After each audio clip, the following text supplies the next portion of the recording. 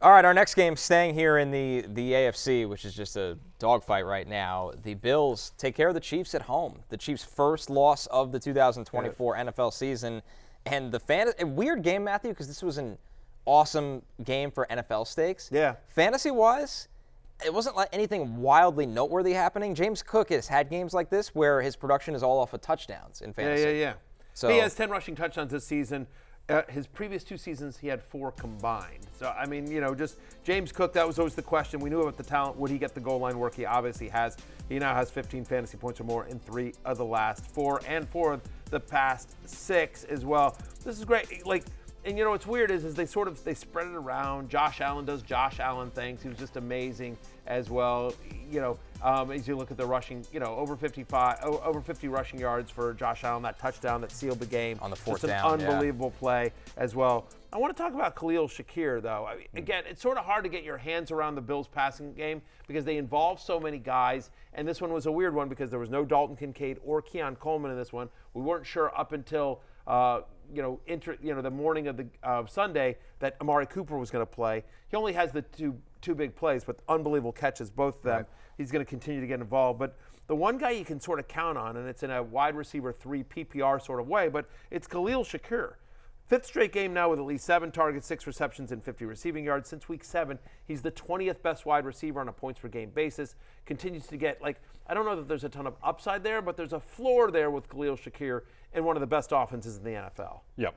I don't understand how teams don't have multiple spies on Josh Allen on these 4th down plays. It just seems like 99% of the time he's just running with it, as he should. But credit to Sean McDermott for realizing that he has that weapon in those situations and going for it instead of kicking the field goal. On the Chiefs side of the ball, I think the most noteworthy thing is that Patrick Mahomes threw the ball 33 times and no one had more than 5 targets. Just again, back to the egalitarian Chiefs offense that we've had in recent years. Travis Kelce does nothing. 2 receptions for 8 yards, just the 4 targets. DeAndre Hopkins, not much. I don't think there's too much to read into it. Xavier Worthy has a nice game with the 4 for 61 on the touchdown, but I still could think have had a better game. If Xavier Worthy played, drag his feet. I was just gonna say, if Xavier Worthy played in the Canadian Football League, he would be the greatest player that ever lived in the history of the sport. Wider field. He just needs He just needs the wider field. This is every week. Connor. This isn't like a one play from yesterday kind of thing. As well. Feels like he could be getting his toes in. It's just like a kind of a skill set deficiency, but. I don't think there's any real takeaway. Still, most weeks you're going to start DeAndre Hopkins as a low-end wide receiver 2 high and wide receiver 3 and Kelce. They'll get Pacheco back. Oh, by the way, look at their upcoming schedule.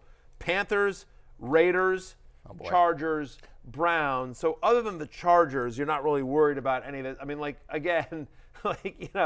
tough loss for the Chiefs, but they get Carolina next week. So wheels up for the Chiefs. Whatever. Noah Gray caught 2 touchdown passes. Normally one of those at least goes to Kelce. Just bad day at the office for the majority of the Chiefs. I don't think there's much to take away either. Yeah. I'm surprised the Chiefs are only 11-point favorites against the Panthers. I think that should be bigger. I think it's going to close 14. Yeah. Who's taking Carolina plus 11 against Patrick Mahomes coming off a loss? Is anyone taking that bet? Yeah, or Bryce Young against Steve Spagnuolo's defense after they just got embarrassed. But Chiefs by 50. I'm with you. Yeah, take the Chiefs. Give the 11. Especially off the loss. Yeah. They want to get things right. They're not just sleepwalking into the game. Yeah, come on, we'll win that game by 2 touchdowns. Easy. Hey, it's Matthew Berry from NBCSports.com and RotoWorld.com, and I want to thank you so much for watching whatever it is you just watched, or if nothing else, being too lazy to click out of the autoplay after this video started, after whatever it is you actually wanted to watch finished.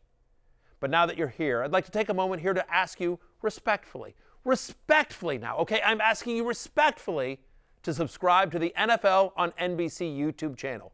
You'll get the latest RotoWorld fantasy news headlines, all sorts of great shows, including my own Fantasy Football Happy Hour. So go subscribe now. Again, I'm asking respectfully.